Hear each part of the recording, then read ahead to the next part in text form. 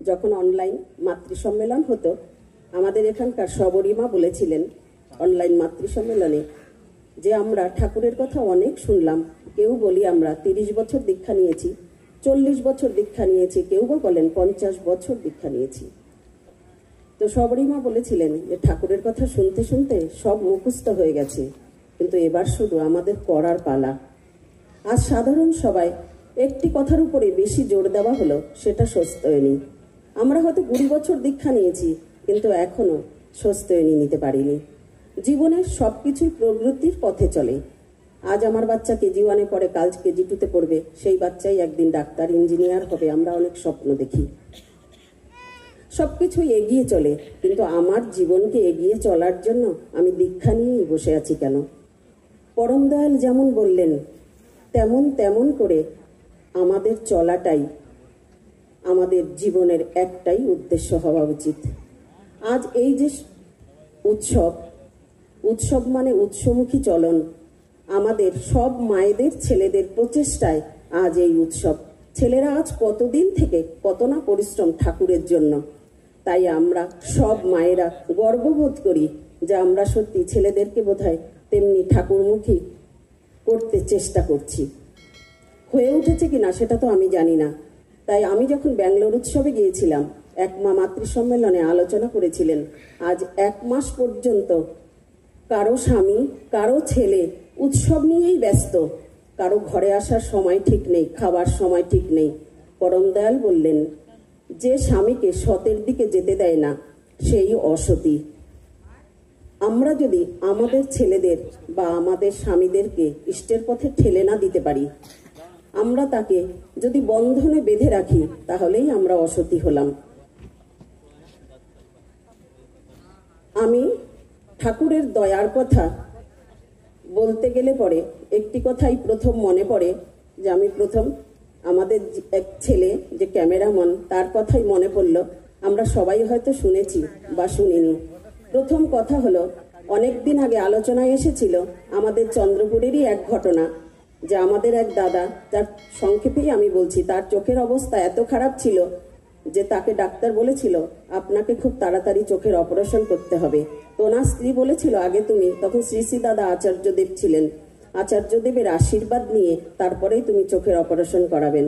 উনি যখন ঠাকুর বাড়ি ফোন করলেন, তখন সঞ্জীবদা বলেছিলেন আচার্যদেব এখন কলকাতায়। উনি কলকাতায় যাওয়ার পরে, অনেকেই জানেন ঘটনা, আবার অনেকেই হয়তো জানেন না, তবু আমি বলছি, উনি কলকাতায় যাওয়ার পরে আচার্যদেবকে যখন দর্শন করলেন, ওনার বিনা অপারেশনে চোখের দৃষ্টি ভালো হয়ে গেল, উনি চোখে দেখতে পেতেন না। এটা হলো বিশ্বাসের ব্যাপার। ওনার সঙ্গে মিলিয়েই একটা কথা বলছি, আমাদের যে ফটো তুলছে আমাদের ছেলে যে ক্যামেরাম্যান, ও কালকে ফটো তুলতে তুলতে হঠাৎ ওর ক্যামেরাটা খারাপ হয়ে যায়। ও যখন আমরা বাঙালি ক্যাম্পের মন্দিরে, ওর মুখের থেকেও আমি কথাটা শুনলাম, ও যখন ফটো তুলছে সব ধুন্দলা, কোনো ফটোই আসছে না। ও তখন বলছে আমি তাহলে এদেরকে কি বলবো, আমার ক্যামেরা এখন খারাপ হয়ে গেছে। মেকানিককে ফোন করলো, আমার ক্যামেরার এই পরিস্থিতি। তো বলছে ক্যামেরা খারাপ হয়ে গেছে, ক্যামেরা ঠিক করতে হবে।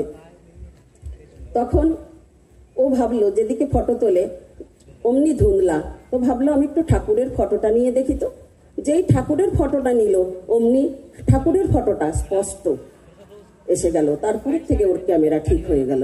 এইখানেই তো তার উপরে বিশ্বাস, যে দাদার চোখ ঠিক হয়ে গেল আচার্যদেবকে দর্শন করে। আর এই ছেলে ঠাকুরের ফটো নিল, কিন্তু আগে যত ফটো নিয়েছিল সব ফটো কিন্তু ধুন্দলা এসছে। আমরা অনেক সময় যুক্তিতর্কর ভিতরে চলে যাই। যদি আমরা তাকে একটু বিশ্বাস করতে পারি, মনে প্রাণে তাকে গেঁথে নিতে পারি, তাহলেই কিন্তু আমাদের সবকিছু পাওয়া।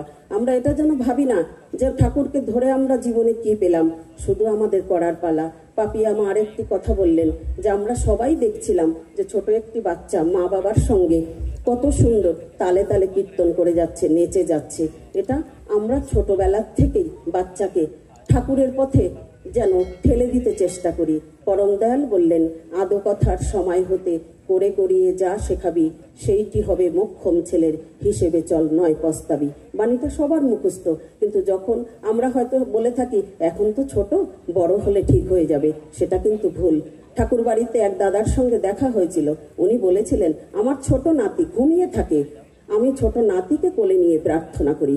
আমরা ভাবি বাচ্চাকে ঘুম পাড়িয়ে রাখি, বলে আমি যা করব আমার নাতি তাই শিখবে। তো আমাদের প্রত্যেক মা বাবার জন্য সেটা মনে রাখা উচিত যে আমি যা করব আমার বাচ্চাও তাই শিখবে।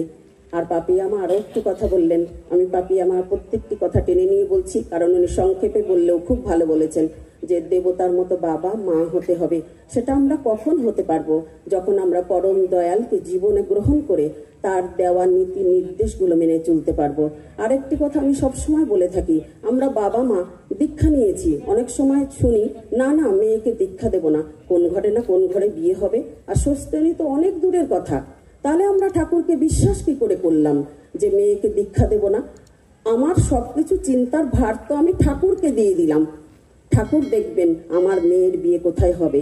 এক মা বলেছিলেন, যখন মেয়ের বিয়ে হয় কোনো মা তার সঙ্গে যায় না, মেয়ের সঙ্গে আমার ঠাকুর যাবে। আমি ঠাকুরের নীতি নিয়ম যেভাবে চলন আমি মেয়েকে যেমন করে শেখাতে পারবো, মেয়ে তাই গিয়ে শ্বশুর বাড়িতে সেইভাবেই আচরণ করবে। শাশুড়ি মা যেমনই হোক না কেন, নারীর নীতি পড়তে পড়তে আমরা মুখস্থ করে ফেলেছি। তাই পরম দয়াল বললেন, নারীর নীতির প্রথম পৃষ্ঠায় লেখা আছে, আমার বলাগুলি যদি তোমার শুধু কথা ও চিন্তারই খোরাক মাত্র হয়, পড়ার বা আচরণের ভিতর দিয়ে সেগুলোকে যদি বাস্তবেই ফুটিয়ে তুলতে না পারো, তবে পাবা যে তোমার তমচ্ছাচ্ছন্নই রয়ে যাবে, তা কিন্তু অতি নিশ্চয়। তাই ঠাকুরের বলাগুলো যে আমরা শুধু কথায় বলছি বা চলনে যদি সেগুলোকে আনতেই না পারলাম, স্বামীকে যদি সত্যি সেইভাবে দেবভাবেই দেখতে না পেলাম, এই দেবভাবটা বিয়ের পরই আসে না। কারণ ওই মেয়ে যদি 12 বছর সময় দীক্ষা নেয়, দীক্ষা নেওয়ার পরে আর সে মায়ের কাছে যে আচরণগুলো দেখে আসবে, আমার মা আমার বাবার সঙ্গে কেমন ব্যবহার করে, সেটা দেখে দেখে মেয়ে যখন বড় হয়, তখন যখন সে স্বামীর ঘরে যাবে তখন স্বামীর প্রতিও তার তেমনি ভাব থাকবে। তাহলে আমরা মেয়েদের কেন সর্বনাশ করছি? যখন মেয়ে অন্যের সংসারে গিয়ে সুখে থাকবে না, তখন আমরা কান্নাকাটি করি আমার মেয়ে সুখে নেই, কারণ আমি মেয়েকে তো সে আচরণ শিখিয়েই শ্বশুর বাড়ি পাঠাতে পারিনি। তাই পরম দয়াল আমাদের এবার চলার পথে এত সুন্দর করে আমাদের বলে গেলেন সবকিছু, যদি আমরা একটু করার চেষ্টা করি, আমরা সেমনি যদি সেই নীতি নিয়মে চলতে পারি।